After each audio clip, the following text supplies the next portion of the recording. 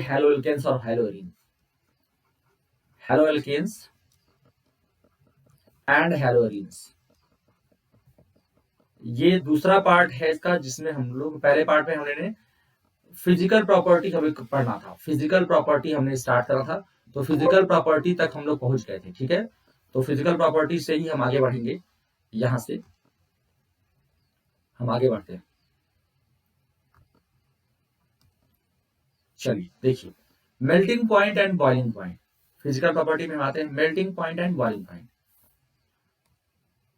पहला है तो methyl chloride, methyl bromide, ethyl chloride and some chlorofluoromethanes are gases, है ना।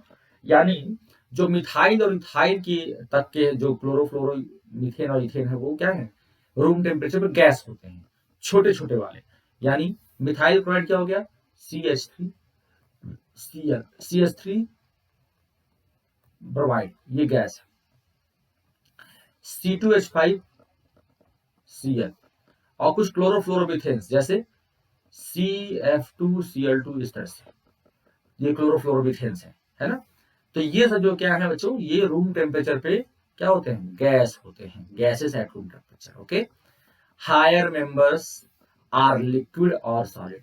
इसके बड़े जो मेंबर्स होंगे, जैसे मिथाइल क्लोराइड क्या है आपका, गैस है, मिथाइल ब्रोमाइड गैस है, लेकिन मिथाइल आयोडाइड नहीं है, ये ध्यान रखिएगा। As we have already learned, molecules of organic halogen compounds are generally polar. ये polar होते हैं due to great polarity as well as higher molecular mass as compared to the present hydrocarbon, parent hydrocarbon. parent hydrocarbon मतलब जिस पर वो H को हटा करके लग रहे हैं। तो H जब हटाओगे, तो जब जब तक H लगा रहता है उस पर, तब तक वो एल्केन है। H को हटाया आपने और हेलोजन को लगाया, तो क्या बन गया, अब वो हेलो एल्केन बन गया।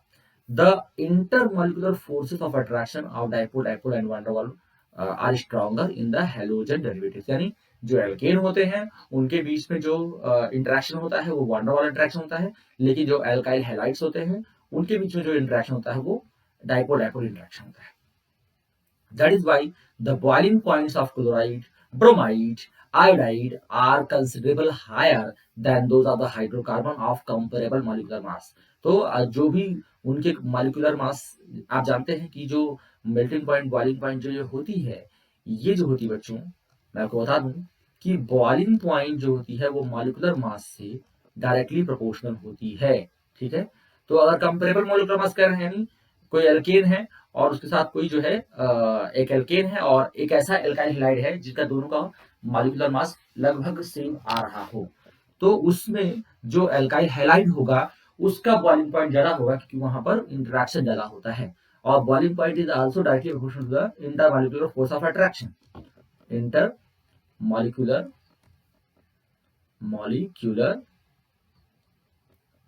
इंटरैक्शन।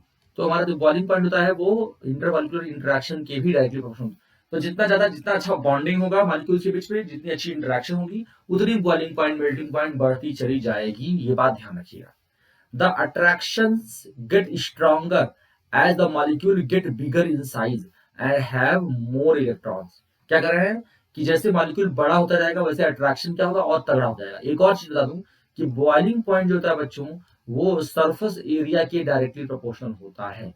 यानी जितना ज्यादा सरफेस एरिया होगा वो भी, क्योंकि वो मॉलिक्यूलर मास बढ़ेगा तो सरफेस एरिया भी बढ़ता है, राइट। तो सरफेस एरिया बढ़ेगा तो इंटरेक्शन वो जो है सरफेस कांटेक्ट के सरफेस बढ़ेंगे, और कांटेक्ट बढ़ेगा तो वन डर वाल इंटरेक्शन भी बढ़ेगा। ओके, एक तो सरफेस एरिया हो गया, दूसरा अगर डाइपोल मूवमेंट बढ़ता है तो पोलैरिटी बढ़ती है, तो पोलैरिटी बढ़ेगा तो डाइपोल डाइपोल इंटरेक्शन भी अच्छा होगा, इसलिए भी इंटरेक्शन बढ़ता है। The pattern of variation of boiling point of different halides are depicted in figure 10.1। तो देखिए नीचे फिगर 10.1 दिया है, थोड़ा सा उसको भी मैं शो करता हूं। देखिए पैटर्न बताना है ये, ठीक है। तो यहाँ पे दिखा रहे हैं क्लोराइड्स, जो रेड वाला है वो क्लोराइड है, जो ब्लू है वो क्या है, ब्रोमाइड है, और जो येलो है वो आयोडाइड है। ठीक है, तो गैस ये देखिए यहाँ पर जिस तरह से अगर हम CH3X की बात करें, यहाँ पे देखिएगा ये CH3X की बात करें तो CH3 क्लोराइड यानी मिथाइल क्लोराइड ये गैस है, मिथाइल ब्रोमाइड गैस है, जबकि मिथाइल आयोडाइड ये सॉलिड है येलो में। फिर आप यहाँ पे आइए, इथाइल क्लोराइड गैस है, इथाइल ब्रोमाइड गैस है, इथाइल आयोडाइड सॉलिड है। अब प्रोपेन की बात कीजिए तो प्रोपाइल क्लोराइड जो है वो गैस है, प्रोपाइल ब्रोमाइड जो है वो लिक्विड है, और प्रोपाइल आयोडाइड जो है वो क्या है, सॉलिड है।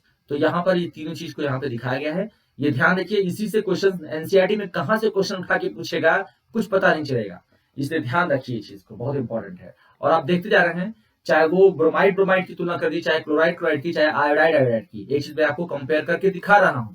देखिए, मिथाइल ब्रोमाइड से इथाइल ब्रोमाइड का, सॉरी क्लोराइड का, मिथाइल क्लोराइड से इथाइल क्लोराइड का देखिए बॉइलिंग पॉइंट, इधर बॉइलिंग पॉइंट जो है वो बढ़ा है कि नहीं, बताओ जरा।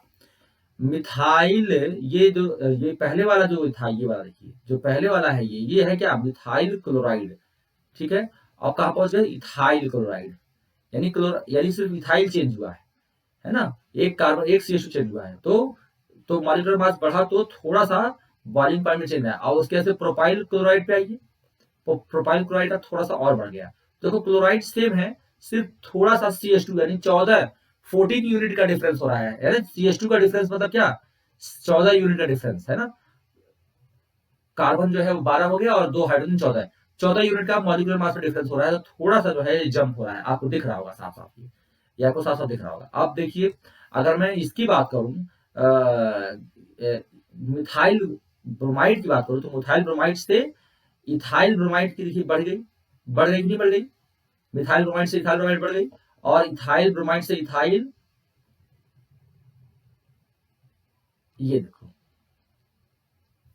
मिथाइल ब्रोमाइड से इथाइल ब्रोमाइड, इथाइल ब्रोमाइड से प्रोपाइल ब्रोमाइड, तीनों में क्या है, एक इंक्रीज हो रहा है। तो आप एक साफ साफ देख सकते हैं, ये बहुत बेहतरीन चीज है, आप क्वेश्चन कहीं से पूछ सकता है।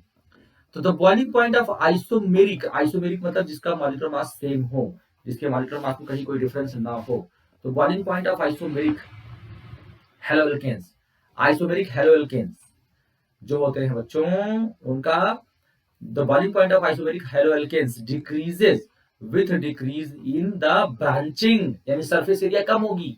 अब एक चीज और लिख दूं यहाँ पर कि सरफेस एरिया जो होती है बच्चों, सरफेस एरिया जो होता है बच्चों, वो इनवर्सली प्रोपोर्शनल होता है ब्रांचिंग के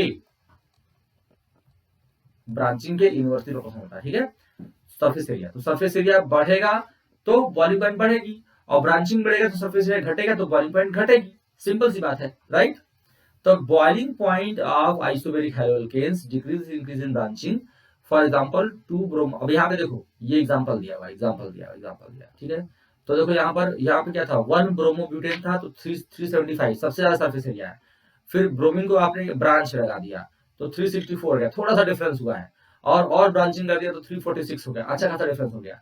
तो देखिए boiling point of isomeric boiling point of isomeric dihalobenzenes are very nearly same, however the para isomers are have high melting point as compared to the ortho and meta isomers। तो ये melting point की बात और boiling point की बात कर रहे हैं, समझते हैं इसको, देखिए आप समझते हैं। कह रहे हैं boiling point of isomeric dihalobenzenes are nearly same. क्यों भाई, ऐसा क्यों होता है? देखो, क्योंकि बेंजीन तो फिक्स है ना, इसकी चेन पर कोई फर्क, इसकी रिंग पे कोई फर्क नहीं पड़ेगा। मान लो यहाँ पे आपने ब्रोमो लगा दिया, यहाँ लगा दिया, ठीक है, चाहे आपने ब्रोमो यहाँ पे ऐसे ऐसे लगा दिया, ये आर्थो पे था, आपने मेटा पे लगा दिया, फिर आपने क्या किया, पैरा पे लगा दिया, तो इसकी बॉइलिंग पॉइंट पे कोई खास फर्क नहीं पड़ता, क्योंकि इसका सरफेस एरिया लगभग बराबर होता है। तो boiling point of isomeric dihalobenzenes are nearly same, very nearly same.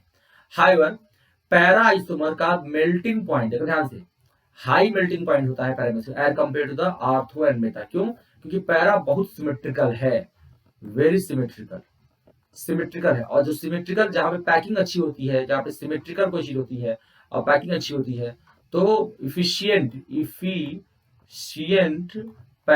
Packing बहुत अच्छी होती है, और इफिशियंट पैकिंग होने की वजह से क्या होता है, ये बहुत अच्छा पैक्ड होता है, इससे मेल्टिंग पॉइंट इसकी क्या होती है, ज्यादा होती है। तो जो मेल्टिंग पॉइंट होती है बच्चों, वो by virtue of its packing, और जो हमारा बॉइलिंग पॉइंट होता है वो by virtue of its interaction. तो यहाँ पे देखिए दिखाया हुआ है, समझिएगा, यहाँ पे देखिए। अब यहाँ पे डाइक्लोरो, मैंने ब्रोमो बनाया था, यहाँ पे क्लोरो बनाया हुआ है, राइट। तो डाइक्लोरो बेंजीन है 453, 446 और 448, तो बहुत ज्यादा डिफरेंस नहीं दिख रहा है। लेकिन मेल्टिंग पॉइंट में देखो 323 केल्विन इसका है पर मोल, इसका मेल्टिंग पॉइंट, इसका है 56, इसका है 259। तो और ये बहुत पूछता है, देखो पैरा डाइक्लोरोबेंजीन जो है, पैरा डाइक्लोरोबेंजीन, मेटा डाइक्लोरोबेंजीन और अल्फा डाइक्लोरोबेंजीन। तो पैरा डाइक्लोरोबेंजीन सबसे ज्यादा, पैरा डाइक्लोरोबेंजीन सबसे ज्यादा मेल्टिंग पॉइंट होता है, फिर आर्थो का,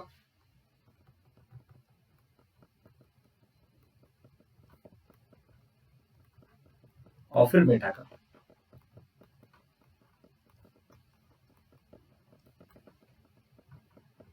और ये मेल्टिंग पॉइंट का ऑर्डर याद रखिएगा, ठीक है, para then ortho then meta, पो में याद कीजिएगा, ठीक है।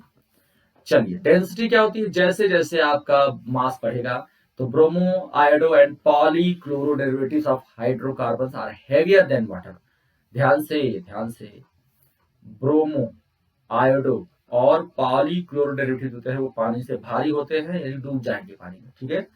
Bromo, iodo and polychloro derivatives are of hydrocarbon are heavier. देखो एनसीईआरटी की लाइन से क्वेश्चन आता है, यहीं से बता रहा हूं। तो ब्रोमो, आयोडो और पैराक्लोरो, पॉलीक्लोरो जो हाइड्रोकार्बन होते हैं वो हैवियर होते हैं पानी से। The density increases with increase in the number of carbon atoms। तो जैसे जैसे कार्बन आइटम बढ़ेगा, मैंने बताया मॉलिक्यूलर मास बढ़ेगा, वैसे वैसे डेंसिटी बढ़ेगी। Halogen atoms and atomic mass of hydrogen atom, जैसे मान लो कि ब्रोमीन से आयोडीन जाते हो या फ्लोरीन से क्लोरीन, क्लोरीन से ब्रोमीन आते हो, तो मास बढ़ रहा है, तो वैसे वैसे क्या होता है, इसका डेंसिटी बढ़ता है। देखिए यहाँ पे एन क्लोरोप्रोपेन, एन ब्रोमोप्रोपेन और एन आयोडोप्रोपेन है, ठीक है। डेंसिटी देखिए बढ़ रही है, ठीक है। यहाँ पे डाइक्लोरोमीथेन, ट्राइक्लोरोमीथेन और टेट्राक्लोरोमीथेन। तो डाइक्लोरोमीथेन, ट्राइक्लोरोमीथेन और टेट्राक्लोरोमीथेन, इन तीनों में देखिए यहाँ पे डेंसिटी बढ़ रही है, ठीक है बच्चों। चलिए सॉल्युबिलिटी बहुत इंपॉर्टेंट है, ध्यान से समझना सॉल्युबिलिटी क्या होती है।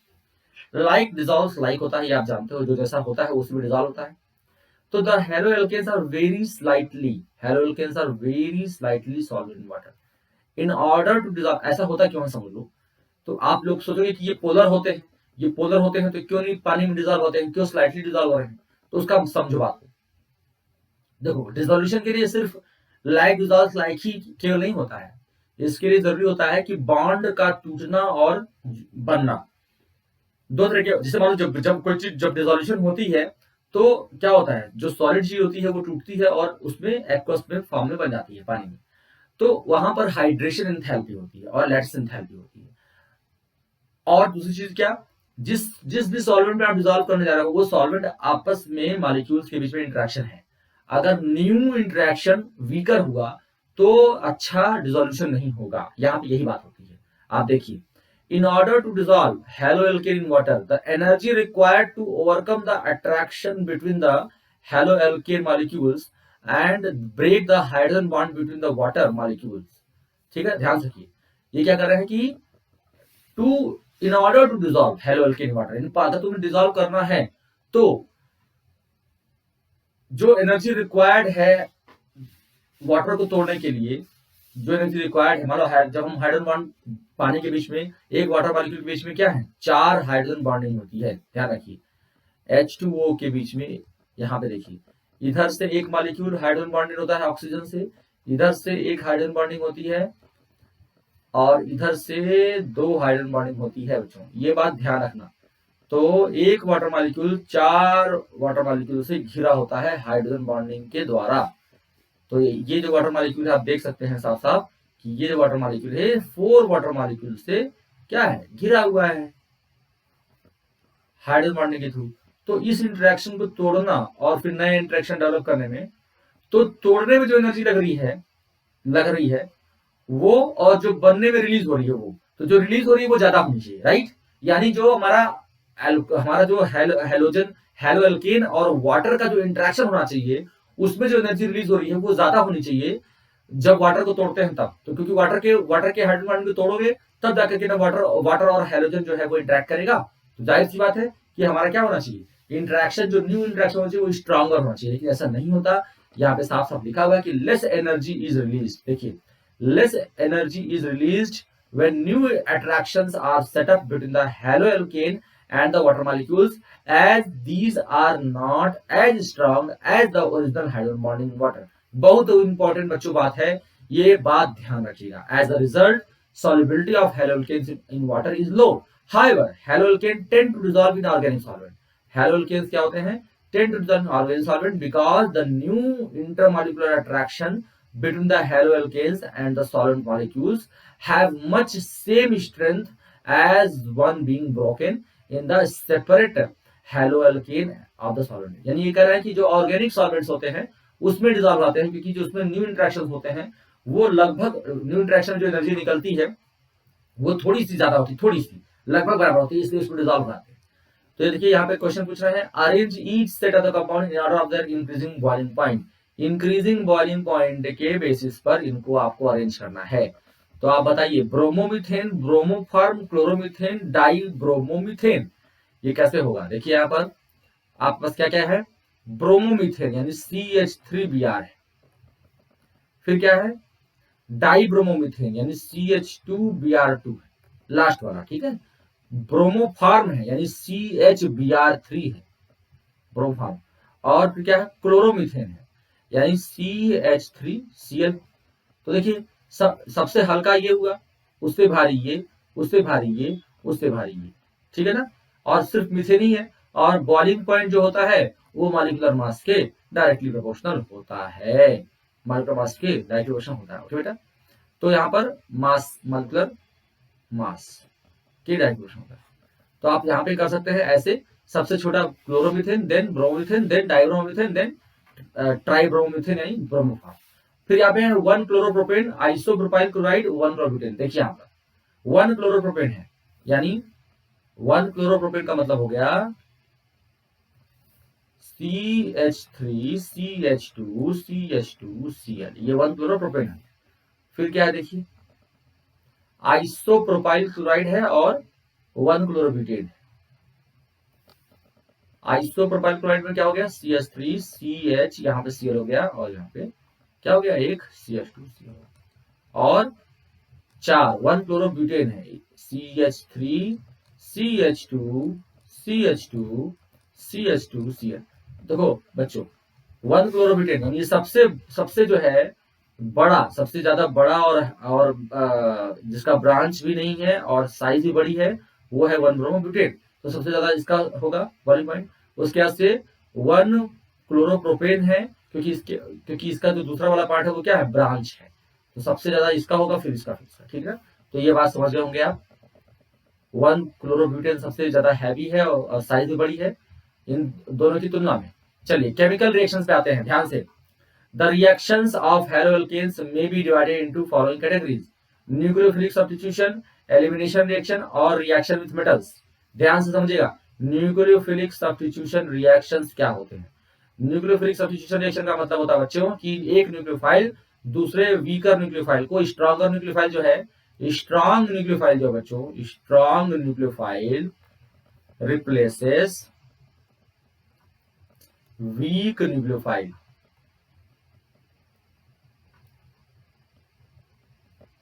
ठीक है, फ्रॉम इट्स कंपाउंड. ओके, तो यहाँ पे बता रहे हैं कि आपने चैप्टर आपने 11th में पढ़ा है कि nucleophile are electron rich species. Yes, nucleophile को कहते हैं न्यूक्लियस लविंग. यानी न्यूक्लियस लविंग कौन होगा, जो कि न्यूक्लियस का मतलब होता है इलेक्ट्रॉन डिफिशिएंट सेंटर.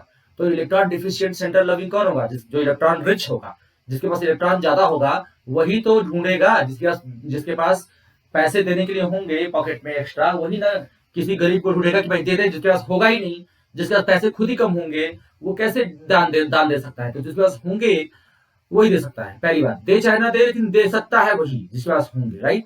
चलिए, जिसके पास है ही नहीं वो कैसे दे पाएगा.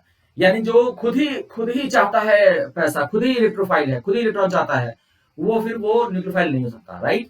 तो न्यूक्लियोफाइल कौन होगा, इलेक्ट्रॉन डेफिशिएंट सेंटर लविंग. यानी इलेक्ट्रॉन डेफिशिएंट सेंटर लविंग वही होगा जो खुद इलेक्ट्रॉन रिच होगा. तो therefore they attack at the part of the substrate molecule which is electron deficient. सही बात है. तो न्यूक्लियोफिलिक सब्स्टिट्यूशन रिएक्शन ये बात बताने की कोशिश कर रहे हैं कि जो न्यूक्लियोफाइल होता है वो जब किसी पर अटैक करता है सबस्ट्रेट पर, तो वहां पर अटैक करेगा जहां पर इलेक्ट्रॉन की कमी हो, जहां पे इलेक्ट्रॉन डिफिशिएंट दिखाई दे रहा हो वहां पर वो अटैक करेगा।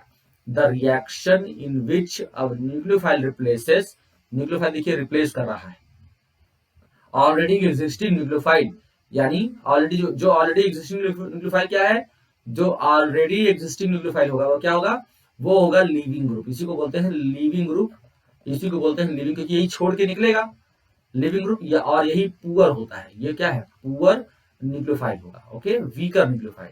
ओके, तो अगर ये वीकर न्यूक्लियोफाइल है तभी तो हटेगा और स्ट्रॉन्गर लग जाएगा। ठीक है बच्चों, तो इसको बोलते हैं न्यूक्लियोफिलिक सब्स्टिट्यूशन रिएक्शन, जिसमें एक वीकर न्यूक्लियोफाइल स्ट्रॉन्गर न्यूक्लियोफाइल के द्वारा हटा दिया जाता है, सब्स्टिट्यूट कर दिया जाता है। हेलोल्केन्स आर, अब इसमें सबस्ट्रेट कौन होते हैं, हेलोल्केन्स होते हैं, are substrate in these reactions. In this type of reaction, a molecule react with haloalkane, the substrate, having a partial positive charge on the carbon atom bonded to halogen। ये देखिए partial positive charge कर रहा है, क्योंकि carbon और halogen bond क्या होता है, पोलर होता है।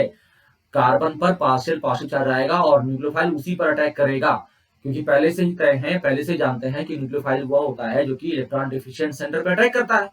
तो जब कार्बन और हेलोजन बॉन्डेड हैं तो हेलोजन मोर इलेक्ट्रोनेगेटिव होगा, तो इलेक्ट्रॉन की तरफ खींचा रहेगा, तो उस पर पार्शियल पॉजिटिव आएगा और कार्बन पे पार्शियल हेलोजन पे पार्शियल नेगेटिव आएगा और कार्बन पे पार्शियल पॉजिटिव आएगा, और न्यूक्लियोफाइल जो हमारा होगा वो अटैक करेगा किस पे, कार्बन पे अटैक करेगा। अब दो तरीके होते हैं अटैक करने के, दो सिचुएशन होती है, उन दोनों पे हम डिस्कशन करेंगे। ठीक है ना, आगे a substitution reaction takes place at halogen atom, ठीक है, कॉल्ड लीविंग ग्रुप, मैंने पहले बताया लीविंग ग्रुप बोलते हैं, departs as a halide ion since the substitution reaction is initiated by a nucleophile, भाई एक न्यूक्लियोफाइल ही आ रहा है, उसी से सब्स्टिट्यूशन हो रहा है, it is called nucleophilic substitution reaction.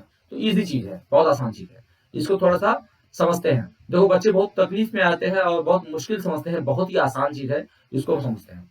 देखो it is one of the most useful class of organic reaction of alkyl halide in which halogens are bonded with the sp3 hybrid carbon. ठीक है, तो halogen जो होते हैं वो sp3 hybridised carbon से जुड़े होते हैं और फिर उनको हटा करके कुछ और लगाते हैं, तो बहुत इजीली जो है ये ब्रेक भी होता है। तो the product formed by the reaction of haloalkane with the common nucleophilic nucleophiles are given in that, यानी यहाँ पे देखिए टेबल दिया गया है जिसमें कुछ न्यूक्लियोफाइल आ रहे हैं और हैलोजन, क्योंकि हम लोग केमिकल प्रॉपर्टी पढ़ रहे हैं किसकी, हैलोकेन्स की, तो हैलोकेन्स में हैलोजन होगा, हैलोजन को हटा करके जो लगता है उसको। तो आप देखिए न्यूक्लियोफाइल हमारा क्या रहा है, अल्कोहल आ रहा है, अगर रिएजेंट NaOH या KOH है तो न्यूक्लियोफाइल OH होगा और प्रोडक्ट क्या बनेगा बच्चों, ROH बनेगा। अगर न्यूक्लियोफाइल हमारा H2O है तो हमारा न्यूक्लियोफाइल भी क्या होगा, H2O होगा, क्योंकि लोन पेयर के पास है, और तब भी प्रोडक्ट बनेगा हमारा अल्कोहल। और यहाँ पे क्या होता है बच्चों, देखिए H2O का OH जुड़ जाता है और H निकल जाता है। ठीक है, NaOR यानी अल्कोहल, यहाँ पे क्या है, सोडियम एल्कोक्साइड है, सोडियम एल्कोक्साइड है तो OR यानी जुड़ेगा और ईथर बन जाएगा बच्चों, ये ईथर बनेगा। पहले दो केस में अल्कोहल बना है।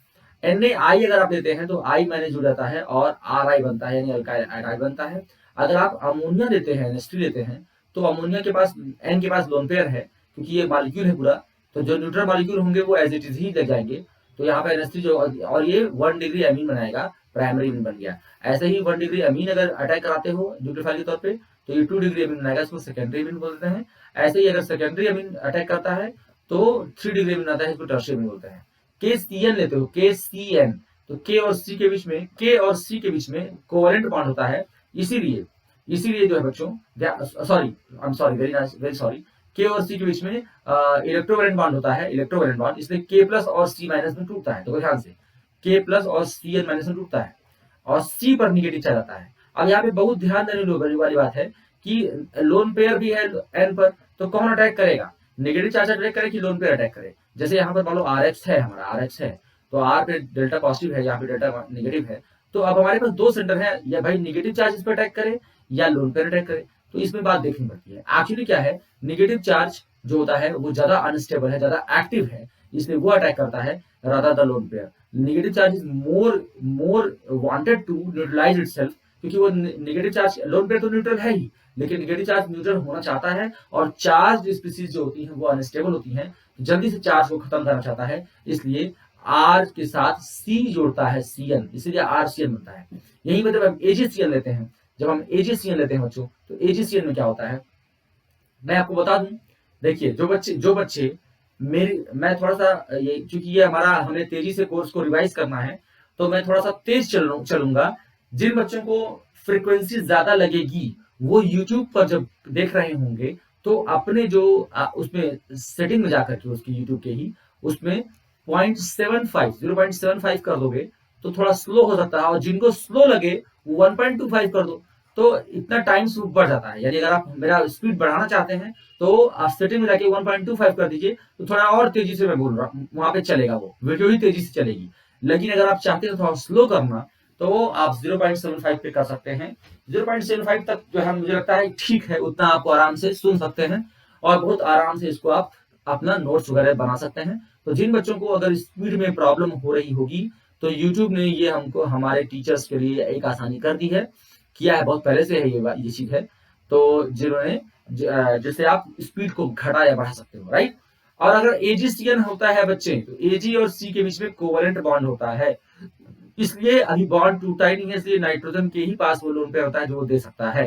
तो क्या बनेगा यहाँ पे जब RX पे अटैक करेगा तो क्या बनेगा यहाँ पे RNC बनाता है, ठीक है, आइसोसाइनाइड। तो बात ध्यान रखिएगा। तो AgCN से आइसोसाइनाइड बनता है और उससे KCN से साइन बनता है, नाइट्राइल बनता है। इसी तरह से यहाँ पे देखिए AgCN है, AgCN यहाँ पे CN था, ये RCN, ये नाइट्राइल बना है या साइनाइड बना है, यहाँ पे आइसोसाइनाइड या आइसोनाइट्राइल बना है। यही चीज KNO2 के साथ और AgNO2 के साथ भी होती है। ध्यान रहे बच्चों, बहुत इंपॉर्टेंट है। KNO2 में क्या होता है, K प्लस और NO2 माइनस बनता है, K प्लस और NO2 माइनस बनता है। यहाँ पर एक चीज हमें लगाना पड़ेगा, यहाँ पे निगेटिव चार्ज लगा दीजिएगा, यहाँ पे नहीं लगा हुआ है, और यही निगेटिव चार्ज अटैक कर देता है R पर, जिससे कि RONO बनता है। ये बात ध्यान रहे बच्चों, ये बात ध्यान रहे, बहुत इंपॉर्टेंट बात है, समझना चाहिए, जरूरी है, समझना बहुत जरूरी है इस बात को। देखिए समझना बहुत जरूरी है इस बात को। देखिए अगर हमारे पास KNO2 है तो ये K प्लस में और ONO यानी NO2 माइनस में होता है और O पर माइनस चार्ज होता है। तो जो हमारा RX होता है जो हम लेते हैं, तो ये जो निगेटिव चार्ज है वो अटैक करेगा। मैंने पहले बताया कि लोन पेयर नाइट्रोजन पे भले लोन पेयर है लेकिन निगेटिव चार्ज पहले अटैक करेगा, इसलिए RONO बनता। बच्चों, मेरे प्यारे बच्चों का ध्यान देना बहुत इंपॉर्टेंट है, ठीक है ना। ओके, तो ये जो है नाइट्राइट होता है, ये नाइट्राइट बोलते हैं इसको, नाइट्राइट। जैसे हम लोग कोऑर्डिनेशन कंपाउंड इसको क्या बोलते हैं, नाइट्रिटो O, है ना, नाइट्रिटो O बोलते हैं क्योंकि O से अटैच होता है। ऐसे एल्काइल नाइट्राइट बोलते हैं उस चीज को। और यही जब आपका AgCN होगा, सॉरी AgNO2 होगा बच्चों, ठीक है ना।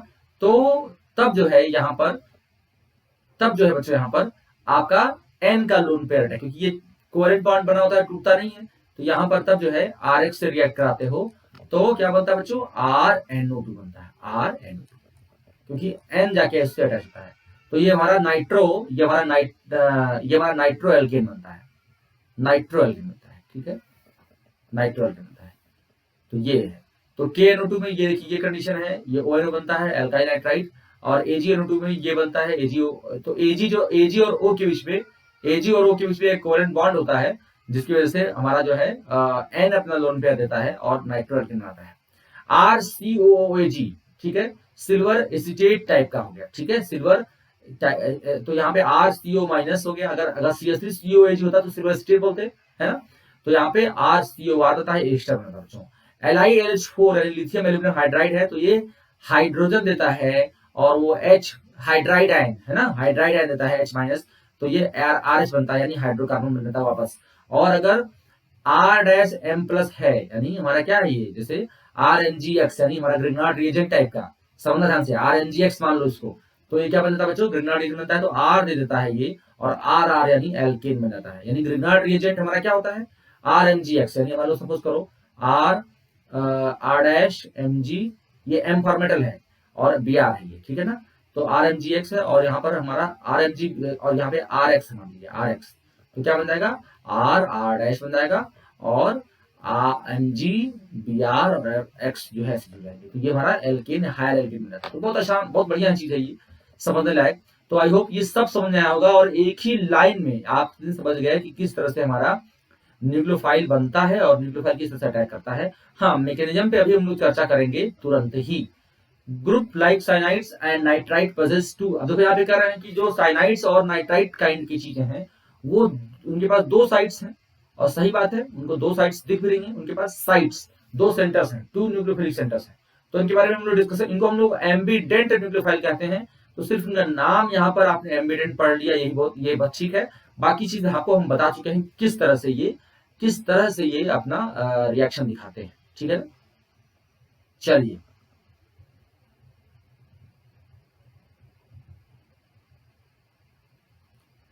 तो यहाँ पे देखिए किस तरह से linking actually cyanide group is a hybrid of two contributing structures, therefore can act as a nucleophile in two different ways, ऐसे और ऐसे। That is linking through carbon atom, linking through carbon atom results in the alkyl cyanides, and through nitrogen atom leading to the isocyanides. Similarly, nitrite ion also represent an ambient nucleophile, ये बता चुका हूँ। Two different points of linkage, ONO, the linkage through the oxygen results in the alkyl nitrides, while the nitrogen atom it leads to nitroalkane, बता चुका हूँ ये, ठीक है ना। अब देखिए यहाँ पे क्वेश्चन भी पूछे हुए हैं, इसको भी आप लोग समझ, ये मैं समझा चुका हूँ, कोई इसको आप लोग पढ़ लीजिएगा। अब आता है मैकेनिज्म। मैकेनिज्म में देखिए, मैकेनिज्म में क्या होता है बच्चों कि आप देखते हैं दो तरीके का मैकेनिज्म है, और दोनों पे कैसे काम होता है ये हम समझेंगे। एक होता है SN2 यानी substitution, nucleophilic substitution by molecular क्यों बोलते हैं, क्योंकि दोनों ही मालिक्यूल के कंसंट्रेशन का रेट ऑफ रिएक्शन पे फर्क पड़ता है। ध्यान से मेरी बात सुनना, जब हम कहते हैं बाई मालिक्यूलर, तो इसका मतलब ये नहीं कि दो मालिक्यूल जो है रिएक्ट कर रहे हैं इसमें, और दो मालिक्यूल। बाई मालिक्यूल का मतलब होता है कि दो मालिक्यूल्स का कंसंट्रेशन रेट पर फर्क डालता है, यानी जो रेट ऑफ रिएक्शन होगा वो दोनों के कंसंट्रेशन के डायरेक्टली प्रोपोर्शनल होगा। यानी ये सबस्ट्रेट जो हमारा RX है, यानी जो हमारा अल्काइल हैलाइड है, और न्यूक्लियोफाइल दोनों ही के कंसंट्रेशन पर ये डिपेंड करता है रेट। ये बात यही बोलता है, दोनों ही के रेट पर डिपेंड करता है हमारा क्या, SN2 reaction, rate of reaction दोनों पर डिपेंड करता है। उसी को हम SN2 बोलते हैं, है ना, बाई मालिक्यूल तभी बोलते हैं। ये सिंगल स्टेप में होता है, इसमें सिंगल स्टेप में होता है, और ये पोलर एप्रोटिक सॉल्वेंट में होता है। पोलर सॉल्वेंट क्यों, क्योंकि हमारा जो सबस्ट्रेट है वो पोलर है, इसलिए हमको सॉल्वेंट भी पोलर लेना पड़ेगा। एप्रोटिक जिसमें जो H+ आयन डोनर नहीं हो, ठीक है, do not give H+ ion, जो H+ आयन डोनर न हो, ऐसे जैसे कि डाइमिथाइल सल्फॉक्साइड CH3 DMSO बोलते हैं इसको शॉर्ट फॉर्म में, this is DMSO, dimethyl sulphoxide, ठीक है। और डाइमिथाइल फॉर्मामाइड भी बोलते हैं, ठीक है, dimethyl formamide DMF, dimethyl formamide भी DMF भी होता है, ठीक है, जैसे कि DMF, तो पोलर DMF भी होता है, डाइमिथाइल फॉर्मामाइड, ठीक है। तो ये सब पोलर एप्रोटिक सॉल्वेंट है, एक ही स्टेप में होता है, एक ही स्टेप है, सिंगल स्टेप है, पोलर एप्रोटिक सॉल्वेंट प्रेजेंट के प्रेजेंस में होता है, ठीक है।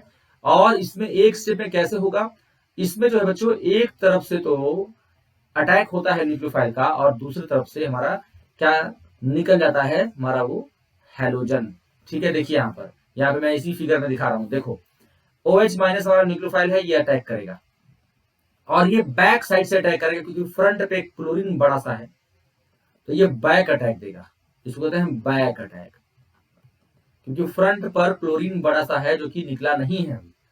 तो जब ऐसे जैसे ये यहाँ देखो, यहाँ पे ये जुड़ रहा है, OH अपना बॉन्ड बना रहा है, Cl अपना बॉन्ड तोड़ रहा है, यानी कार्बन और क्लोरीन का बॉन्ड टूट रहा है, कार्बन और OH का बॉन्ड बन रहा है, इसको बोलते हैं ट्रांजिशन स्टेट। और ये हाईली अनस्टेबल होता है, कार्बन के 5 बॉन्ड दिख रहे होते हैं इसमें, कार्बन जो है वो कि 5 बॉन्ड, ओके, यहाँ पे साफ साफ दिख रहा है, ये मॉलिक्यूल है, ये OH है, ठीक है बच्चों, ये OH है, और इस पर जो है ये अटैक हो रहा है। देखो यहाँ पे ये बॉन्ड फॉर्म हो रहा है, बॉन्ड फॉर्मिंग, ये है बॉन्ड फॉर्मेशन, यहाँ बॉन्ड फॉर्मेशन है, और यहाँ पे बड़ा सा क्लोरीन देखो यहाँ पे है, ग्रीन वाला, ठीक है, ये लीविंग ग्रुप है, ये लीविंग ग्रुप है,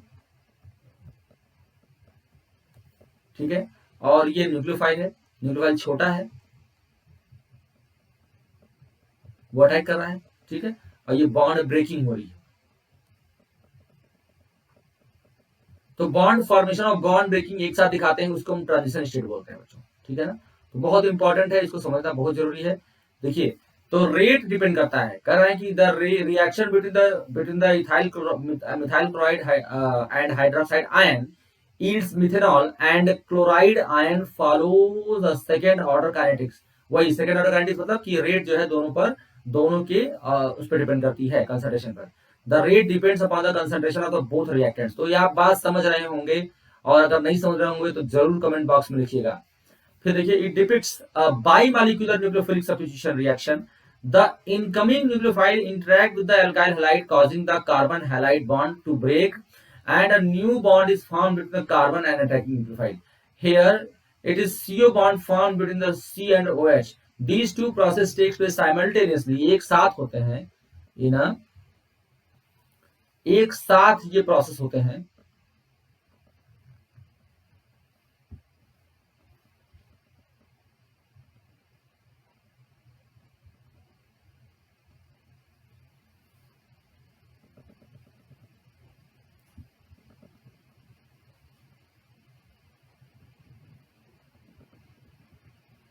इन a single step and no intermediate is form, कोई इंटरमीडिएट नहीं बनता।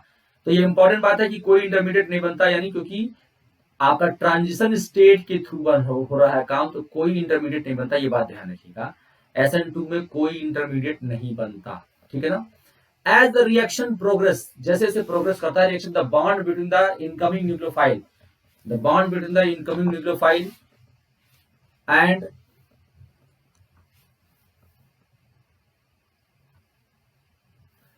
the bond between the incoming nucleophile and the carbon atom starts forming. The bond between the carbon atom and the leaving group weakens. वही बताया मैंने आपको।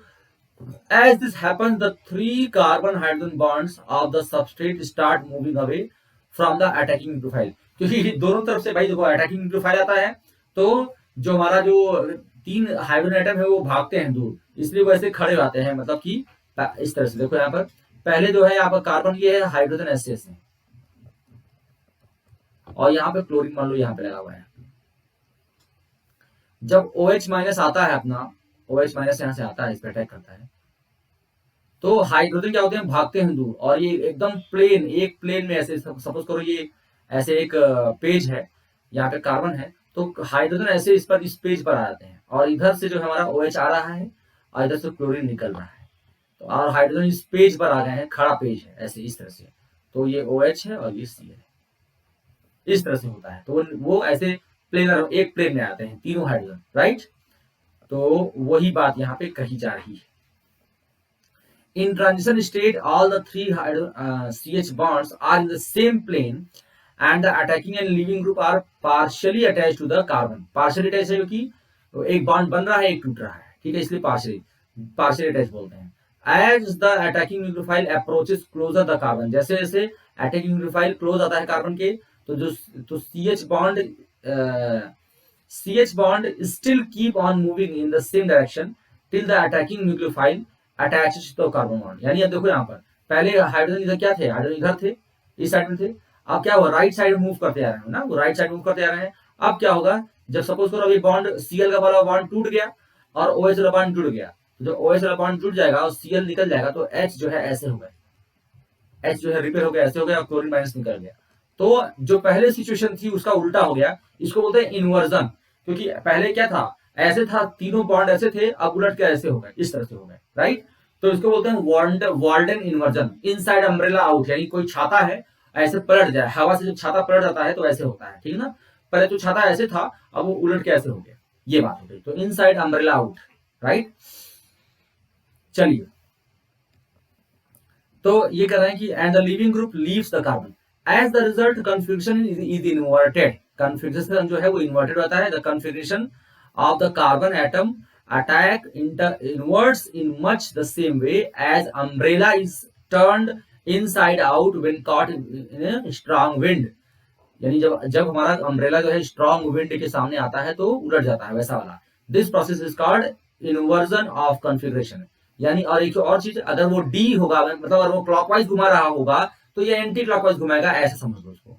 इन the transition state the carbon atom is simultaneously bonded to incoming nucleophile and outgoing nucleophile. तो कह रहा है कि जो ट्रांजिशन स्टेट होता है उसमें जो हमारा OH यानी जो इनकमिंग न्यूक्लियोफाइल है और जो लिविंग ग्रुप है वो एक साथ ये बॉन्ड बनना और टूटना एक साथ हो रहा होता है। Such structures are unstable and cannot be isolated, उसको हम आइसोलेट नहीं कर सकते, बहुत ही अनस्टेबल होता है। Thus in transition state carbon is simultaneously bonded to 5 items. सही बात है, कार्बन 5 आइटम से जुड़ा हुआ है और वो बहुत ही क्या है, अनस्टेबल कंडीशन हमें दिखती ही। कॉन्फ़िगरेशन देख लीजिए, कह रहे हैं इस तरह से आपको दिखाई देगा। Spatial arrangement of functional group of carbon is called configuration. जो कॉन्फ़िगरेशन की बात कर रहे हैं वो, तो आप यहाँ पर हम लोग थोड़ा सा वो भी पढ़ने वाले हैं, ऑप्टिकल आइसोमेरिज्म भी पढ़ने वाले हैं। तो यहाँ पे देखिए, यहाँ पे क्या कहना चाह रहे हैं कि special arrangement of functional group in carbon का configuration, see the structure A and B. आप देखिए ये चारों बॉन्ड अलग अलग हैं, यानी अलग अलग ग्रुप से जुड़े हुए हैं कार्बन से, तो इसको बोलते हैं हम लोग कायरल कार्बन। अभी इसको पढ़ने वाले हैं हम लोग, कायरल कार्बन। तो कायरल कार्बन क्या होता है बच्चों? कायरल कार्बन कार्बन वो होता है जिस पर चारों जो लगे हुए बॉन्ड्स हैं, जिनसे बॉन्ड्स हैं वो अलग अलग हों, ठीक है ना, अलग अलग हों, चाहे वो ग्रुप हो चाहे वो एटम हो, लेकिन वो अलग अलग होना चाहिए। हाइड्रोजन है तो एक अगर हाइड्रोजन प्रोटियम है, दूसरा ड्यूटेरियम है, तीसरा ट्राइटियम है, तो वो भी माना जाएगा क्योंकि वो अलग अलग हो गया। और इसका मिरर इमेज बनाते हो तो ये बनता है। तो देखिए मिरर इमेज जो है ये आप ब्याह तो यहीं पर हो गया, क्लोरीन जो है ये इसका, तो ए और बी जो है वो एक दूसरे मिरर इमेज लग रहे हैं। ये अलग अलग कंपाउंड है लेकिन एक दूसरे के मिरर इमेज लग रहे हैं, इन्हीं को बोलते हैं इनैंशियमर्स। क्योंकि उनको उठा के इसके ऊपर रखोगे तो सुपर इम्पोज नहीं करेगा, तो नॉन सुपर इम्पोजेबल होंगे। और कायरल कार्बन है तो कायरल सेंटर अगर है किसी के पास तो वो लाइट को रोटेट करने की क्षमता रखता है। लाइट जो होती है, लाइट हमारी जो आती है सनलाइट से, वो जो होती है नॉन पोलर होती है, ठीक है, यानी उसका जो उसकी पोलरिटी होती है वो हर डायरेक्शन में होती है, हर डायरेक्शन में होती है। तो उसको आप अगर लाइट को कोई घुमाता है तो पता नहीं चलता है, लेकिन अगर आपको पता चलना है, देखना चाहते हैं कि लाइट को कोई रोटेशन लाइट का रोटेशन को हमको कैसे पता चले, तो एक आप इसको क्या कीजिए, इसको आप एक निकोल प्रिज्म से पास कर लीजिए। निकोल प्रिज्म एक ऐसा प्रिज्म होता है जिससे एक ही प्लेन की लाइट पास होती है, यानी अगर एक ही प्लेन की लाइट ऐसे पास हो गई। अब आप क्या कीजिए, किसी ऐसे कंपाउंड के थ्रू उसको पास कराइए जिसमें क्या भरा हो, ऐसा कंपाउंड भरा हो इसमें, ऐसे पास कराइए जिसमें जो कि क्या हो, इसमें कायरल सेंटर हो और वो ऑप्टिकली एक्टिव हो। ऑप्टिकली एक्टिव मतलब लाइट को रोटेट करने की क्षमता रखता हो। तो जब आप ऐसे भर देंगे, इसको पास कराएंगे और लाइट मान लीजिए रोटेट हो गई, तो आप जब इसको देखेंगे, अब यहाँ पे ऐसे आपने लगा दिया, ऐसे लाइट रोटेट हो गई, तो अगर आप इक्विपमेंट से देख रहे हैं, सपोज कीजिए यहाँ पर आपने फिर से निकोल प्रिज्म लगा दिया वैसा ही जैसा कि पहले लगाया था। अब चूंकि लाइट घूम चुकी है, इसलिए आप यहाँ पे आंख से देखेंगे तो आपको दिखाई नहीं पड़ेगा, क्योंकि आप देखिए दोनों का जो है सिचुएशन एक ही जैसा है, दोनों का जो तरीका रखने का है वो एक ही जैसा है। तो यानी लाइट आपको दिखनी चाहिए थी, लेकिन आपको लाइट नहीं दिखाई देगी। अगर अब आप क्या कीजिए, चूंकि लाइट घूम चुकी है, ऐसे घूम चुकी है लाइट, क्लॉकवाइज घूम चुकी है लाइट, तो आप क्या कीजिएगा, थोड़ा सा निकोल प्रिज्म को घुमा के देखिए कि आपको लाइट दिख रही है। तो जैसे ही निकोल प्रिज्म को आप घुमाएंगे तो सफिशियंटली घुमाने पर आपको क्या करेगा, लाइट आपको दिखना शुरू हो जाएगी। इसका मतलब ये जो लाइट थी इसको बोलते हैं प्लेन पोलराइज्ड लाइट, PPL, ठीक है ना। पाकिस्तान प्रीमियर लीग मत समझ इसको, यह है प्लेन पोलराइज्ड लाइट।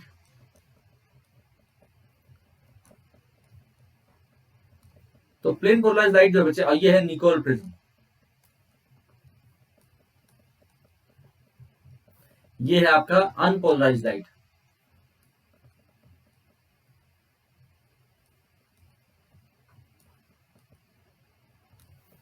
ठीक है, और ये है आपका पोलरीमीटर, जिसमें आपने भरा हुआ है सॉल्यूशन किसी ऑप्टिकली एक्टिव कंपाउंड का। तो आप समझ गए होंगे कि किस तरह से मैं क्या समझाना चाह रहा हूं। तो ये मैं समझना चाह रहा हूं कि ऑप्टिकल एक्टिविटी क्या होती है, ऑप्टिकल एक्टिविटी समझना चाह रहा हूं। ऑप्टिकल एक्टिविटी क्या होती है बच्चों? लाइट को घुमा देना, रोटेशन ऑफ लाइट। तो दो तरह से तो घूमने में भी क्या है, क्लॉकवाइज होगा, एंटी क्लॉकवाइज होगा, है ना। तो ऑप्टिकल एक्टिविटी मतलब rotation of light, rotation of PPL। दो तरह से होते हैं, एक होता है क्लॉकवाइज, एक होता है एंटी क्लॉकवाइज।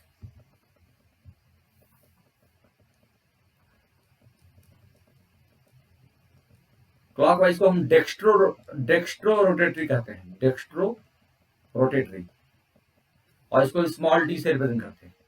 मैं स्मॉल डी यहां लिख रहा हूं। और इसको लीवो एंटी क्लॉकवाइज होता है, एंटी क्लॉकवाइज, उसको हम लोग लीवो रोटेटरी कहते हैं।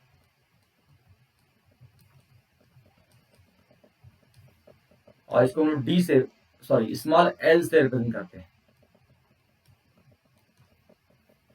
स्मॉल एल से रिप्रेजेंट करते हैं, ठीक ना, या प्लस से और माइनस से भी रिप्रेजेंट करते हैं रेस्पेक्टिवली, ठीक है।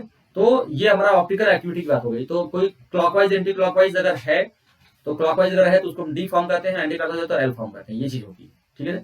और अगर डी और एल को एक साथ मिक्स कर दो इक्वल अमाउंट पे, तब जो है वो D and L in equal amount, in equal amount, तो इसको बोलते हैं हम लोग रेसिमिक मिक्सचर, रेसिमिक मिक्सचर बोलते हैं। और ये दोनों ही एक दूसरे के रोटेशन को कैंसिल करते हैं, तो इसको बोलते हैं इसमें ऑप्टिकल एक्टिविटी जीरो आती है, ऑप्टिकली इनएक्टिव आते हैं, क्योंकि एक दूसरे के ऑप्टिकली इनएक्टिव, क्योंकि एक दूसरे के रोटेशन को कैंसिल करते हैं, cancel rotation of each other,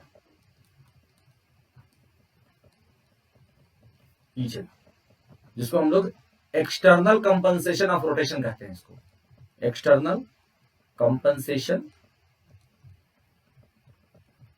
बोलते हैं ऑफ रोटेशन, ठीक है। तो ये बात पूरी बात ध्यान से समझिएगा, डी और एल जो है इक्वल अमाउंट में अगर हो जाए, ठीक है ना, तो इसी को हम ऐसे रिप्रेजेंट कैसे करते हैं, इसको रिप्रेजेंट कैसे करते हैं, प्लस माइनस से इसको ऐसे रिप्रेजेंट करते हैं, रिप्रेजेंटेशन।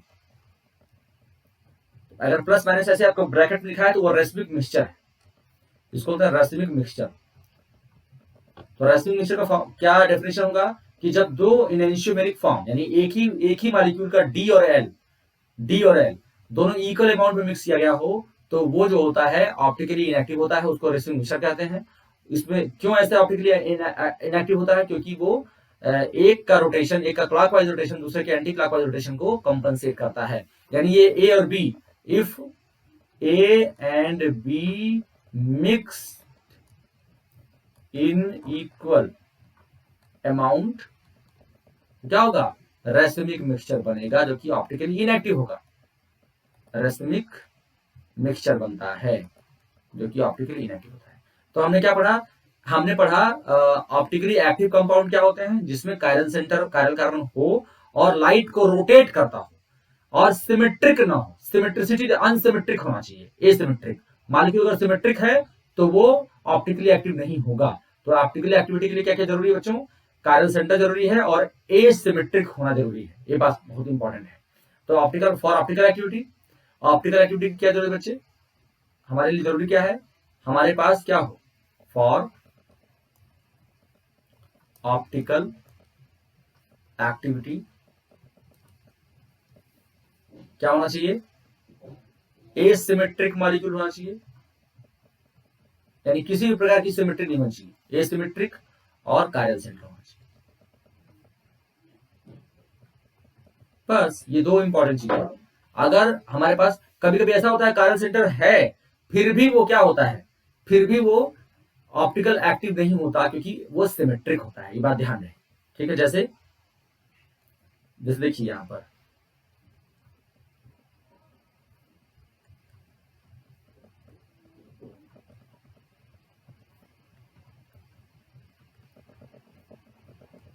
अब देखिए, ये जो है, ये कार्बन और ये कार्बन से जो जुड़े हुए लोग हैं वो सब चारों लोग अलग अलग हैं, CH3 BrH और बड़ा सा ग्रुप, और इस वाले कार्बन पे भी चारों लोग अलग अलग हैं, यानी दोनों दोनों ही क्या हैं, एक कायरल सेंटर्स हैं। लेकिन देखिए मॉलिक्यूल को दो पार्ट में एक प्लेन से डिवाइड कर सकते हो, यानी ऐसे काट सकते हो, मॉलिक्यूल को ऐसे आप काट सकते हैं, एक प्लेन से डिवाइड कर सकते हैं, कर सकते हैं।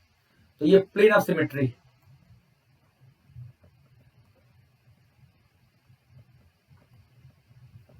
प्लेन ऑफ सिमेट्री है, इसलिए ये क्या होगा, ऑप्टिकली इनएक्टिव। भले ही यहाँ पे कायरल सेंटर है, ये क्या है, ऑप्टिकली इनएक्टिव।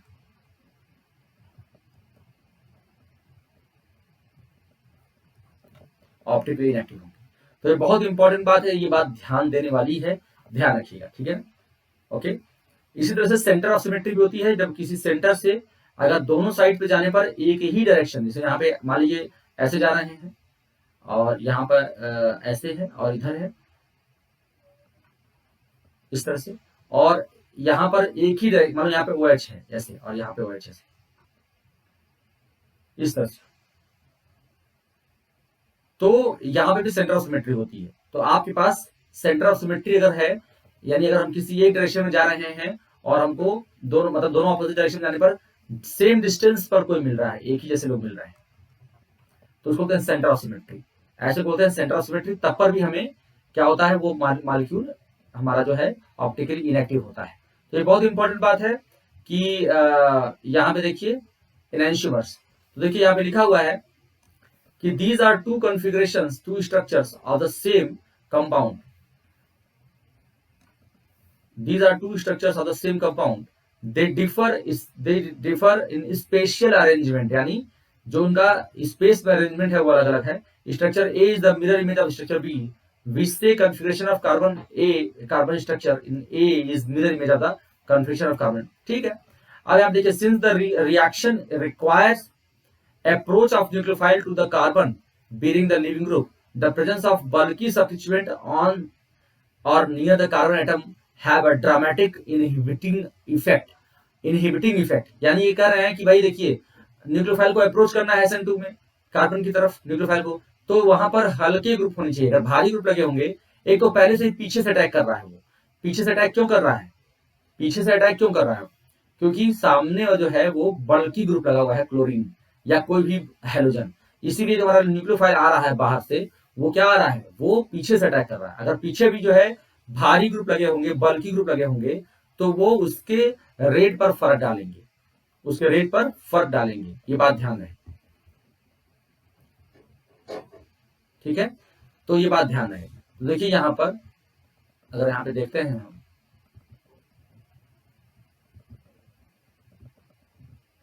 यहाँ पे देखिए थोड़ा सा पेज इधर उधर हो गया है, ये तीनों हमारे पास H है, ये हमारे पास तीनों H है, ये H है, ये H है, H है, तो पीछे से अटैक हो रहा है वो ठीक है। लेकिन अगर हमारे पास H ना होकर के और हमारे पास यहाँ पर CH3 रहता और एक H होता, एक H होता ऐसे और Cl होता, तो रेट और स्लो हो जाता, OH माइनस का जो अटैक होता पीछे से ये और स्लो होता।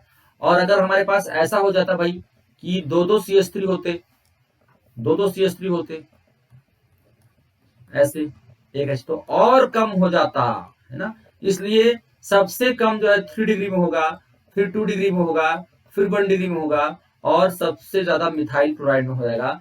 ये है हमारा SN2 का ऑर्डर, SN2 का हमारा ऑर्डर है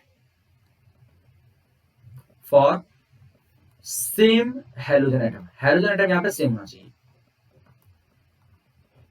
और अगर हमारा एल्काइल ग्रुप सेम है, हेलोजन एटम बदल रहे हो, तो आप ऐसे कर सकते हो, क्योंकि RI बॉन्ड सबसे ज्यादा अच्छे से ब्रेक होता है, RI then RBr then RCl then RF। तो ये हमारा अगर एक ही काइंड का हमारा वो है एल्काइल ग्रुप है और हेलोजन बदल रहे हैं, तो ये हमारा रेट ये होगा, ठीक है। तो ये हमारा SN2 ऑर्डर होगा इसके लिए, ठीक है, SN2 ऑर्डर। तो रिएक्शन किस ऑर्डर में होगा, reactivity order, SN2 reactivity order, ठीक है, रिएक्टिविटी। तो इस तरह से हम समझ सकते हैं। तो इस पर हमारा ये काम हो गया। अब हम आते हैं, देखिए यहाँ पे दिखा रहे हैं किस तरह से, यहाँ पर देखिए ये है मिथाइल, ये है इथाइल, ये आइसोप्रोपाइल, ये टर्शीब्यूटाइल। देखिए यहाँ पर क्या है, यहाँ पे ऑर्डर देखिए, यहाँ पे दे रहे हैं प्राइमरी सबसे तगड़ा होगा, फिर सेकेंडरी, फिर टर्शरी, टर्शरी सबसे वीक होगा, टर्शरी सबसे वीक होगा। यही मैं आपको यहाँ पर समझाने का प्रयास किया हूं, ठीक है। ये देखिए यहाँ मैंने समझाने का प्रयास किया है कि टर्शरी सबसे वीक होगा। ओके, चल आगे चलते हैं हम लोग।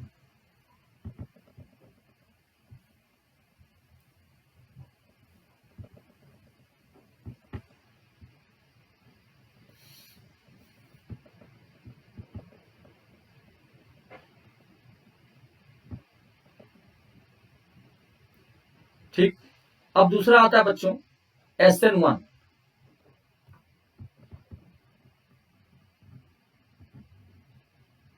दूसरा आता है हमारे पास SN1। देखो SN1 में क्या होता है, देखिए हाँ बड़ा कर दिया मैंने। SN1 में क्या होता है कि पोलर, देखिए यहाँ पे साथ सब लिखा है, उसमें भी पोलर ए प्रोटीन लिखना चाहिए था लेकिन नहीं लिखे हैं, लेकिन चलिए कोई बात नहीं।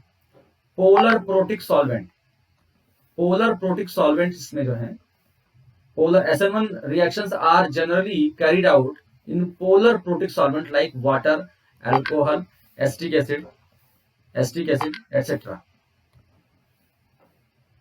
The reaction between the tertiary butyl bromide and hydroxide ion yields tertiary butyl alcohol and follows the first order kinetics. That is, the rate of reaction depends upon the concentration of only one reactant, which is tertiary butyl bromide. समझिएगा ध्यान से कि यहां पर सिर्फ एक ही के concentration पर डिपेंड करता है रेट ऑफ रिएक्शन। यानी रेट ऑफ रिएक्शन जो है वो प्रोपोर्शनल टू होता है सबस्ट्रेट ओनली, यानी केवल एल्काइल हाइलाइट पर ही डिपेंड करता है और कंसंट्रेशन ऑफ न्यूक्लियोफाइल पर कोई फर्क नहीं पड़ता। कंसंट्रेशन ऑफ न्यूक्लियोफाइल पर कोई फर्क नहीं पड़ता, सिर्फ इससे फर्क पड़ता है। इसीलिए ऑर्डर क्या है, 1। पहली चीज 2 स्टेप्स में होता है, 2 स्टेप्स में ये बात होती है और 2 स्टेप में होता है। और दूसरी चीज में रिएक्शन इंटरमीडिएट बनता है,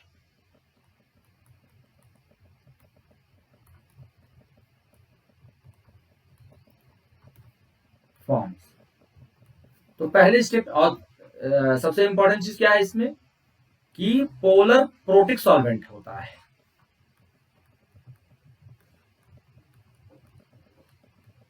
एक्चुअली पोलर प्रोटिक सॉल्वेंट लोगे तो तभी न्यूक्लियोफाइल के कंसंट्रेशन को पे फर्क को बढ़ाने घटाने से रेट पर फर्क नहीं पड़ता। क्यों नहीं फर्क पड़ता मैं बताता हूं। देखिए न्यूक्लियोफाइल जब आप लेते हैं तो चारों तरफ से इसको पोलर प्रोटिक सॉल्वेंट है तो प्रोटॉन्स यानी H+ आयंस घेर लेते हैं, तो न्यूक्लियोफाइल को अटैक नहीं करने देते हैं, सीधी सी बात। तो जो RX होता है उसकी, और RX जो है डेल्टा माइनस और डेल्टा प्लस है, इसको पूरा मौका मिलता है टूटने का, क्योंकि इसको भी कौन घेरा हुआ है, पोलर सॉल्वेंट इसको अपनी तरफ इंटरेक्ट कर रहे हैं। R+ को जो है, R+ को कौन इंटरेक्ट करेगा, वाटर का, यानी जो भी आपने पोलर सॉल्वेंट लिया है उसका नेगेटिव पार्ट R+ को अट्रैक्ट कर रहा है अपनी तरफ, और पॉजिटिव पार्ट जो है वो X- को अट्रैक्ट कर रहा है। इससे क्या बन जा रहा है, R+ बन रहा है और X- बन रहा है। तो पूरा मौका मिलता है R और X को टूटने का। और जैसे X- टूट जाता है, ये भी एक न्यूक्लियोफाइल है, तो हाइड्रोजन जो है वो फिर इस पे अटैक करना शुरू कर देते हैं, तब न्यूक्लियोफाइल आके इस पे अटैक करता है, तो तब न्यूक्लियोफाइल फ्री होता है। ठीक है बच्चों, तो बहुत इंपॉर्टेंट है। मान लीजिए न्यूक्लियोफाइल आया, तो न्यूक्लियोफाइल क्या है, न्यूक्लियोफाइल पहले पूरा कवर्ड है किससे, H+ आयन से, और तब RX को पूरा मौका मिल रहा है टूटने का। ठीक है, अब टूट गए ये R+ और X- में टूट गए। अब जो है ये न्यूक्लियोफाइल जो है, ये जो H+ है इसको H+ भी इसको घेरना शुरू कर देंगे, H+, और अब न्यूक्लियोफाइल जो होगा वो फ्री होगा इस पर अटैक करने के लिए, तो RNA बन जाएगा। आई थिंक आप लोग इतने आसान तरीके से समझ गए होंगे इसको कि किस तरह से यहां पर होता है, क्यों हमारा न्यूक्लियोफाइल का कंसंट्रेशन का फर्क नहीं पड़ता उसको बढ़ाने घटाने से। क्योंकि तब तक क्या होता है, हमारा वो बॉन्ड हमारा जो है, जो H+ आयन है वो कवर किए रहते हैं, वो घेर लेते हैं, वो घेरे रहते हैं। इस वजह से क्या होता है बच्चों, वो अटैक नहीं कर पाता, इसीलिए उसकी कंसंट्रेशन का फर्क नहीं पड़ता। तो 2 स्टेप में होता है। पहले स्टेप में ये बॉन्ड ब्रेक होता है, कार्बोकैटायन बनता है, तो ये स्टेप 1 है। तो जहां पे ये हमारा स्टेप 1 है, समझिए ये स्टेप 1 है और ये स्लो है, इसीलिए ये रेट डिटरमाइनिंग होता है। और ये स्टेप 2 है और ये फास्ट है, ये फास्ट है। तो स्टेप 1 में क्या होता है, RX बॉन्ड को टूटने का मौका मिल रहा है, पूरा टूट जाता है, और स्टेप 2 में न्यूक्लियोफाइल जो है कार्बोकैटायन पर अटैक करता है। अब कार्बोकैटायन बन रहा है, इसलिए 3 डिग्री वाला सबसे अच्छा होगा, फिर 2 डिग्री वाला, फिर 1 डिग्री वाला, और सबसे कम होगा मुझे मिथाइल हैलाइड। तो ये आप बात जानते हो, क्योंकि 3 डिग्री कार्बोकैटायन सबसे स्टेबल होता है। तो SN1 के लिए, SN1 के लिए जो होती है वो SN1 के लिए SN2 का उल्टा रिएक्टिविटी होगा। ये बात आप जान रहे हैं, समझ लीजिएगा अच्छे से। जिसको जिसको समझना होगा वो समझ लेगा, जिसको डाउट होगा पूछेगा, डाउट होगा वो पूछेगा, ठीक है ना। तो ये बात आपको समझ में आ जानी चाहिए अच्छे से। चलिए आगे चलते हैं। तो यहां पर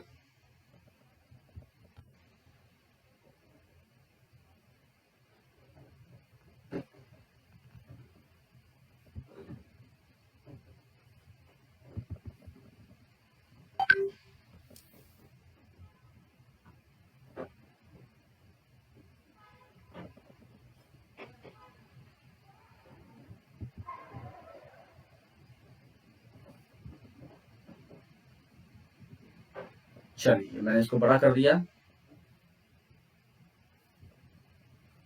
अब देखेंगे,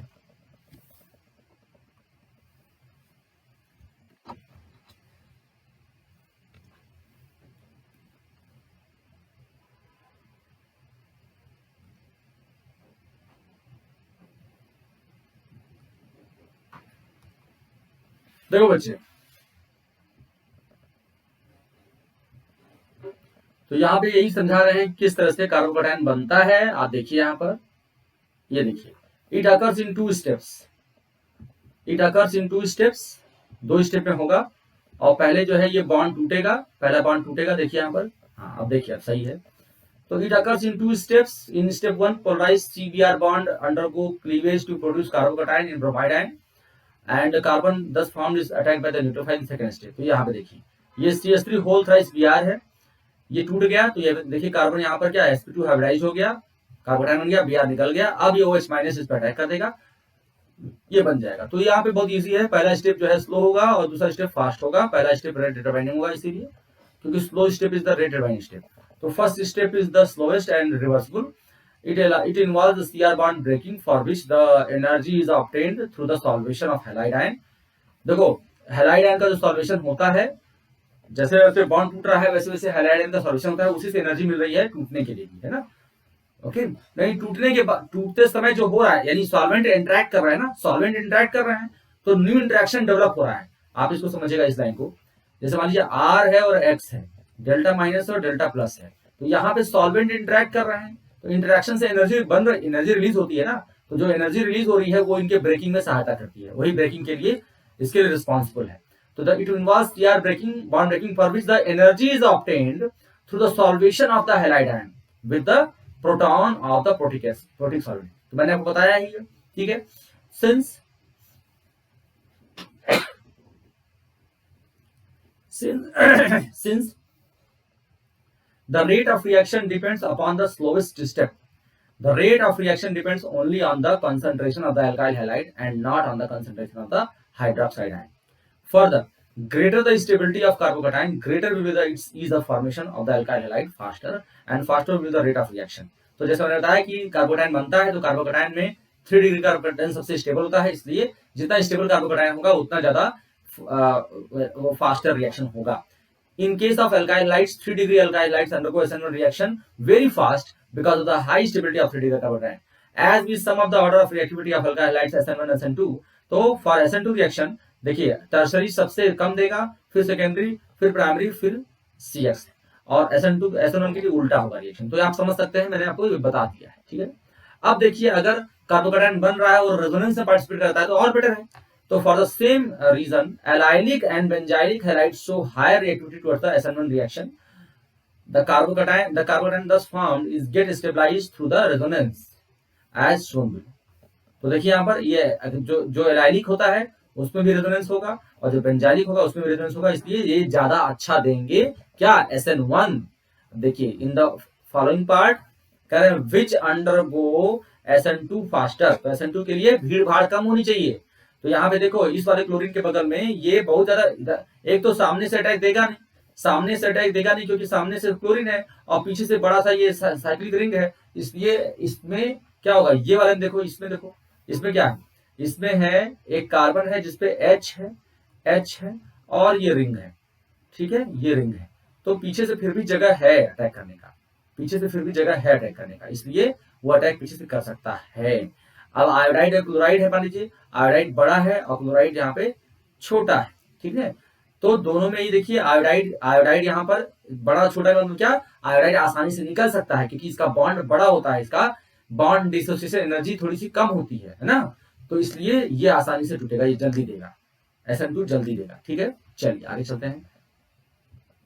predict the order of reactivity, predict the order of reactivity of the following compounds in SN1 and in SN2 reactions, ठीक है।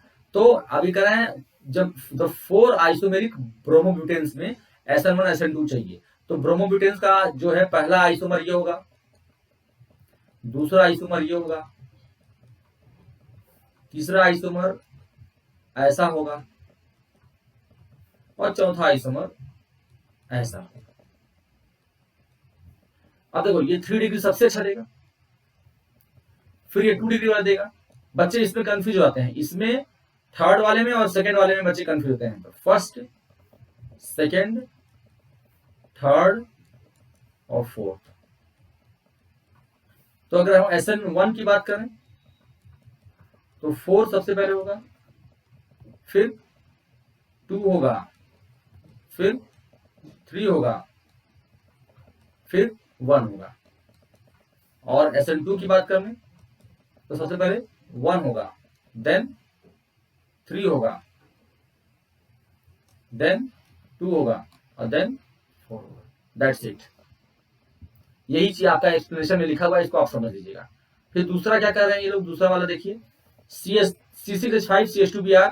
चलिए देखिए C6H5CH2Br, यानी यहाँ पर आपका एक बेंजीन रिंग है, CCH5 है और CHHBr है।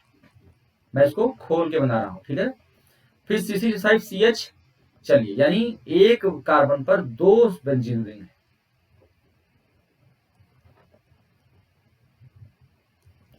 और एक H है और Br है।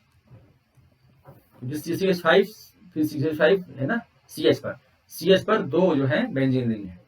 फिर क्या कर रहा है, एक बेंजीन रिंग है और एक मिथाइल है। चलिए अच्छी बात है, एक बेंजीन रिंग है और एक मिथाइल है और एक H है और Br है।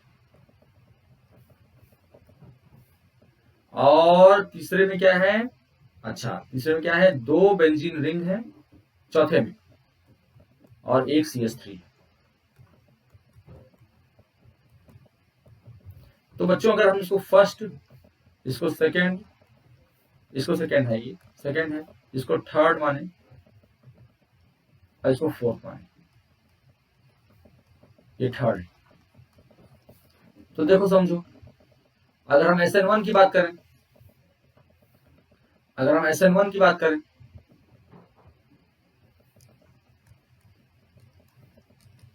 तो सबसे बेहतरीन होगा फोर्थ वाला, फिर होगा सेकेंड वाला, फिर होगा थर्ड वाला और फिर होगा फर्स्ट वाला। क्योंकि SN1 के लिए क्या चाहिए, सबसे ज्यादा स्टेबल कार्बोकेटाइन बनेगा तो उसकी स्टेबिलिटी सबसे ज्यादा होनी चाहिए। तीसरे फोर्थ वाले में क्या है, 2 बेंजीन रिंग है और मिथाइल भी दे रहा है, स्टेबल कर रहा है। थर्ड वाले में क्या है, सॉरी सेकेंड वाले में क्या है, 2 बेंजीन रिंग से जो कि स्टेबलाइज कर रहे हैं। थर्ड वाले में एक ही बेंजीन रिंग है लेकिन एक मिथाइल भी है, और फर्स्ट वाले में केवल एक बेंजीन रिंग है। तो ये बात हो गई। SN2 का इसी का उल्टा कर दीजिए।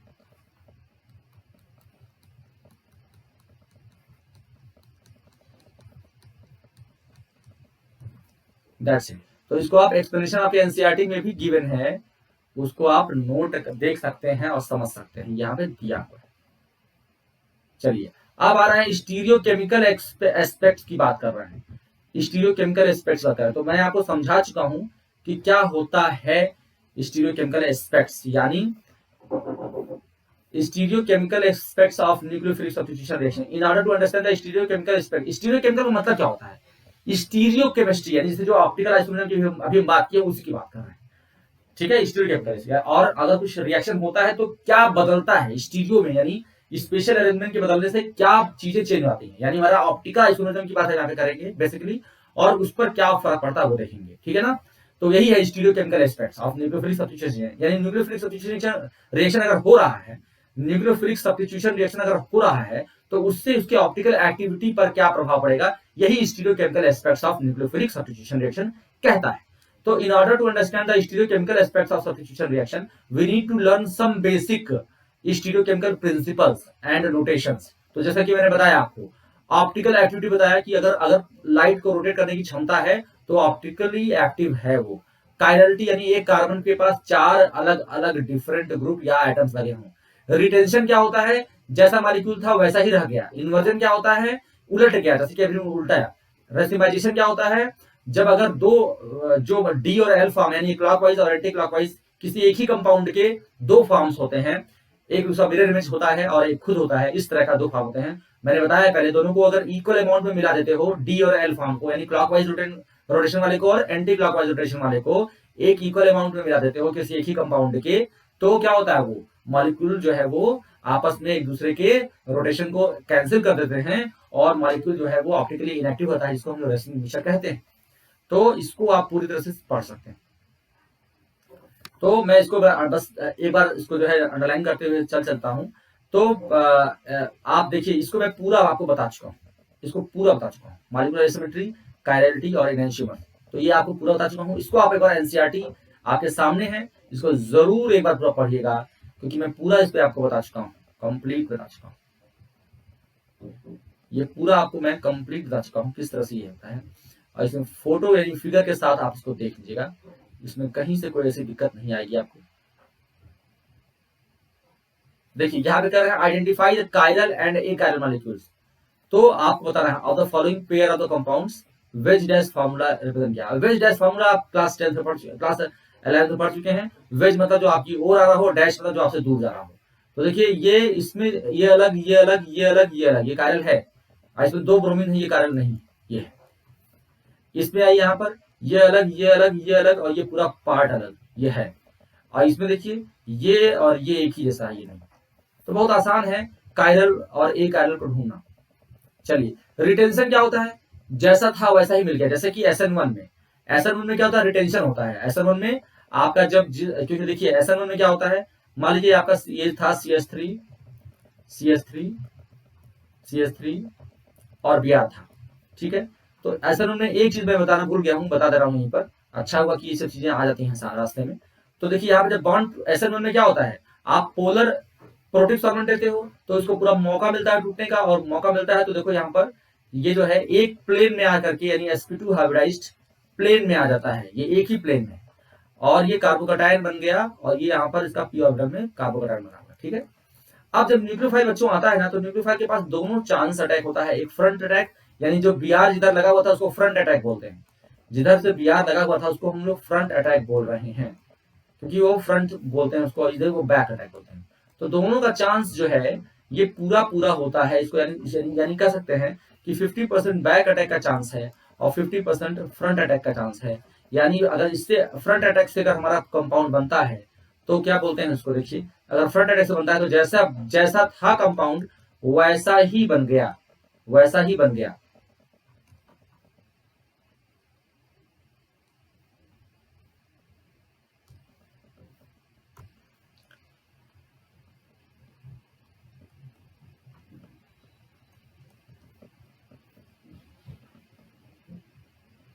तो इस तरह से हो गया, और यहां पर आपका आ गया क्या, जो भी आपका न्यूक्लियोफाइल था वो आ गया। इसको बोलते हैं रिटेंशन, यानी फ्रंट अटैक हुआ तो रिटेंशन देगा। रिटेंशन मतलब जैसा था वैसा ही हो गया। और अगर बैक अटैक देता है तो आप इन्वर्जन जानते हैं, इन्वर्जन आप पढ़ चुके हैं, यानी अगर पीछे से अटैक कर रहा है तो ये मॉलिक्यूल ऐसे ऐसे उलट जाएगा और यहां पर आ जाएगा आपका न्यूक्लियोफाइल आ जाएगा। तो ये इन्वर्जन, दैट्स इट। तो ये रिटेंशन और इन्वर्जन के बारे में हमने अभी डिस्कस किया। फिर देखिए यहां पर 50-50, if a 50-50 mixture of A and B is obtained, then the process is called racemization and the product is optically inactive। ये पढ़ा चुका हूं। As one isomer will rotate the plane polarized light in one direction opposite to the another। तो now let us have the fresh look of SN1। तो SN1 SN2 का यहाँ पे आप लोग फ्रेश लुक ले सकते हैं, ये आप फ्रेश लुक लीजिएगा। इसको मैं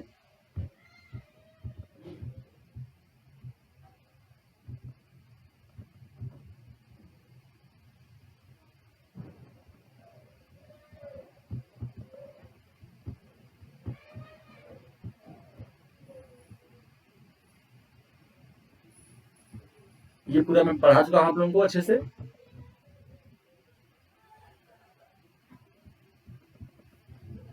एज अ रिजल्ट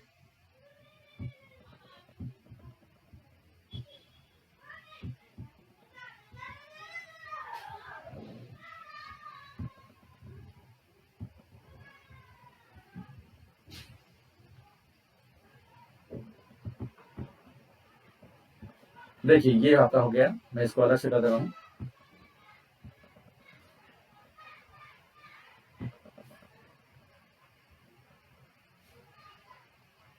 ठीक है, अब अगला हमारा आता है बच्चों एलिमिनेशन रिएक्शन। नेक्स्ट हमारा आता है एलिमिनेशन रिएक्शन, उस पर हम पढ़ेंगे आएंगे।